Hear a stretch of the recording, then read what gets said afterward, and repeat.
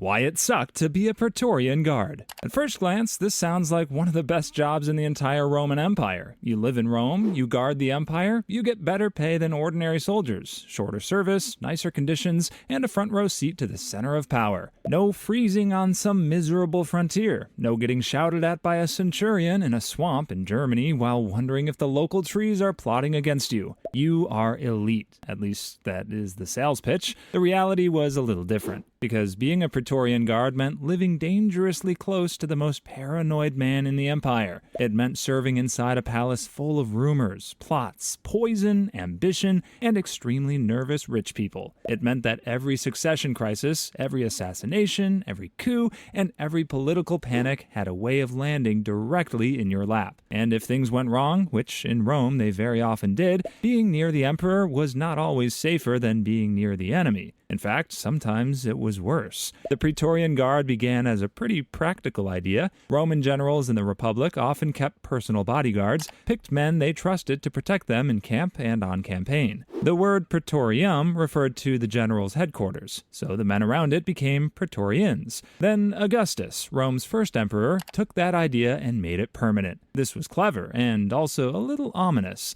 Augustus had created a system that claimed the Republic still existed, while quietly making sure he held the real power, so naturally having an elite military force stationed near him was useful. Officially, these men protected the ruler. Unofficially, they also protected the whole delicate illusion that Rome had not just invented monarchy while pretending not to notice. At first, the guard was spread out, with only some units in Rome at a time, partly to avoid making everyone too nervous. But under Tiberius, the emperor after Augustus, the Praetorians were gathered into one camp just outside the city, the Castra Praetoria. This made them stronger, more organized, and much harder to ignore, which was great if you were the guard, less great if you were literally anyone else. Now, to be fair, there were real perks. Praetorians were usually recruited from Italy and other favored regions. They were paid more than regular legionnaires. They served fewer years. They enjoyed prestige. On parade, they looked impressive. In theory, this was the Roman equivalent of making it into the inner circle. In practice, the inner circle kept exploding. Take Emperor Caligula. Caligula started with huge popularity and ended with the sort of reputation that makes historians reach for words like unstable, cruel, theatrical, and alarmingly creative. Ancient sources loved a scandal, so some stories about him may be exaggerated, but even after allowing for gossip, his reign was a disaster. And in the year 41, members of the Praetorian Guard helped murder him. This is one of the first major clues that the job description had become complicated. A bodyguard is supposed to stop assassins. The Praetorians sometimes were the assassins. If an emperor became hated, unpredictable, or politically inconvenient, the men closest to him might decide that the safest move was to remove the person they were guarding, which is not ideal for workplace trust. After Caligula was killed, the Praetorians then found his uncle, Claudius, hiding in the palace and proclaimed him emperor. That sounds dramatic, because it was. Imagine being a Roman senator at that moment. You are trying to figure out who rules the empire, and meanwhile, a group of armed palace guards has already skipped ahead and made the decision for you. This was the real nightmare of the Praetorian Guard. They were supposed to defend imperial power, but they were close enough to shape it. And once they realized that, things got worse. Serving in the guard meant being pulled into palace politics, whether you wanted that or not. If a prefect, the commander of the guard, became influential, he could become one of the most powerful men in Rome. Under Tiberius, the prefect Sejanus practically ran the government for a time. He built his power by controlling access, manipulating fear, and turning suspicion into a political weapon. Then he fell. Hard. Tiberius eventually turned on Sejanus, who was arrested and executed along with many of his supporters. This was another fun feature of the Praetorian world. If your boss aimed too high, everybody near him might suddenly discover that Rome had invented a new and exciting reason to kill them. That pattern kept repeating. The guard was powerful, but not securely powerful. It sat right at the center of the empire's instability, where promotion could become execution at astonishing speed. Then came the year of the 4 emperors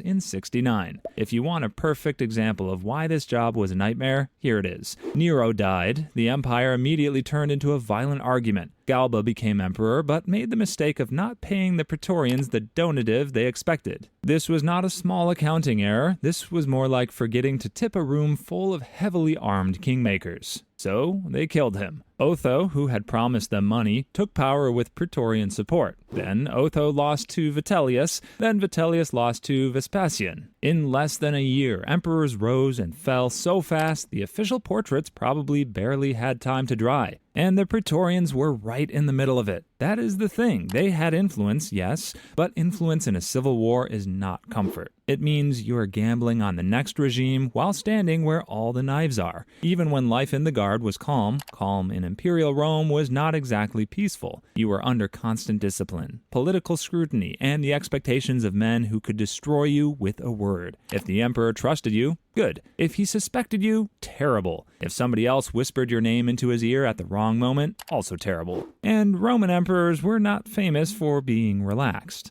Domitian was suspicious, Commodus was erratic, Caracalla was violent, Elagabalus was deeply controversial. Every reign brought new court factions, new favorites, new grudges, and new opportunities to die because someone senior was having a nervous breakdown in silk. The Praetorian prefects could be especially vulnerable. This office could bring immense wealth and influence, but it was like being handed power with a hidden trapdoor under your feet. Some prefects became trusted advisors, some became political operators, some became targets. A prefect who looked too competent, too ambitious, or too close to the wrong person could end up ruined. And then there was the public hatred. Romans knew what the Praetorian Guard had become. These were not just disciplined protectors, they were increasingly seen as political meddlers, enforcers, and men who could decide the fate of emperors for cash or advantage. That reputation reached its ugliest moment after the murder of Pertinax in 193. Pertinax had tried to restore discipline and cut corruption. The Praetorians responded by killing him. Then, in one of history's most absurdly shameless episodes, they effectively auctioned off the empire. A rich senator named Didius Julianus promised them a bigger payment than his rivals, and the Guard backed him as emperor. Imagine the most powerful state in the Mediterranean being treated like second-hand furniture. This did not go over well. The wider empire was horrified. Provincial armies backed other claimants. Septimius Severus marched on Rome. Julianus was executed, and Severus disbanded the old Praetorian Guard entirely, replacing it with men loyal to him, which tells you something important. Even emperors who used the Guard did not really trust it. Why would they? The Praetorians had a habit of protecting the throne and threatening it at the exact same time. By the later empire, their political role changed, and their military importance faded compared with earlier centuries, but the old reputation stuck. The Praetorian Guard had become a symbol of what happens when soldiers are placed too close to power without stable rules, stable succession, or much concern for constitutional niceties. So, yes, they had better pay, yes, they had status, yes, they were elite. But they also lived in a world where the emperor might reward them richly one month and suspect them the next, where their commanders could rise like kings and fall like criminals, where palace corridors could be more dangerous than battlefields, where being politically useful made them powerful and being politically visible made them vulnerable. The ordinary Roman legionary on a far frontier probably had a harder life in the mud, the cold, and the marching, but the Praetorian Guard had a different kind of misery. They served in the deadliest place in the empire. Not the border, not the wilderness, not some rebel province, the imperial court. And that is why it sucked to be a Praetorian Guard.